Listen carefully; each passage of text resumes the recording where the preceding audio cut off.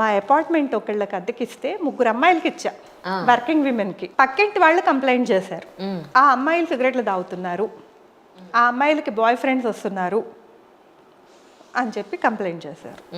అప్పుడు ఆ సొసైటీ వాళ్ళు నాకు ఫోన్ చేశారు, గేటెడ్ కమ్యూనిటీ కదా, సొసైటీ వాళ్ళు ఫోన్ చేసి మీరు ఇట్లా ఎవరికో అద్దెకి ఇచ్చారట, అమ్మాయిలు ఇట్లా చేస్తున్నారట అంటే నేను అడిగా, ఆ అమ్మాయి బయటకు వచ్చి కారిడార్లో నిలబడి సిగరెట్లు తాగుతుందా? లేదు. రూమ్లో తాగుతుంది, నీకు ఎలా తెలిసింది? రైట్.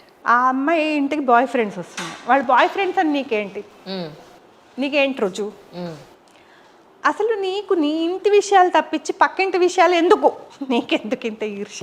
అవును. ఆ అమ్మాయి జీవితం ఆనందంగా జీవిస్తుందన.